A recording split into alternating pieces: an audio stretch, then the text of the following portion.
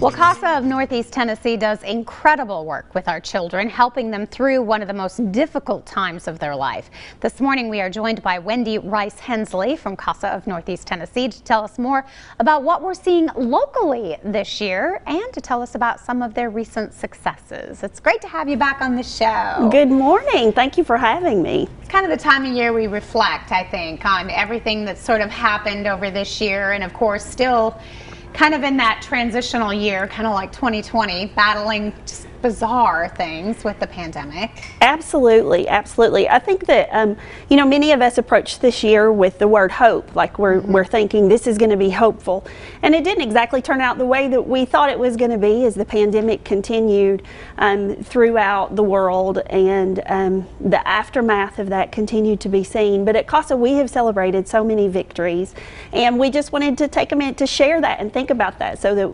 that being positive and thinking about the good things will really help carry us into the next year. I love it. And one of the things you guys are celebrating is some fundraisers that you were able to have and that actually really turned out to be quite a success. Absolutely. We were really, we needed those fundraisers to be successful, because after 2020, where we weren't able to have a lot of in-person events, we needed this year to be extra fruitful, and the community came out and supported us in unprecedented ways, and we're so thankful for that. We had a very successful golf tournament that had a record year. We had a low country boil that was just absolutely incredible, and right now we just finished the Giving Tuesday that was incredibly successful, and continuing on our end of year giving. And every day, like, I'm blown away by how the community is supporting us as those monies are continuing to roll in. And of course, that funding is so important. And then you also celebrated some success when it came to your volunteers. A lot of people stepped up. We did. We had 4 volunteer classes.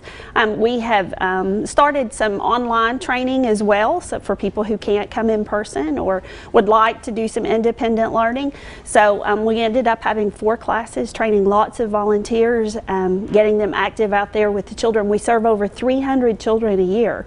So it's really important that we have a lot of volunteers on the ground ready to go when duty calls.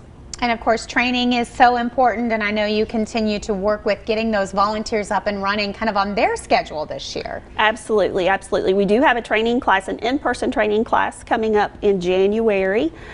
So if anyone's interested in doing that, they certainly can contact us for more information to get the process started to become a CASA advocate.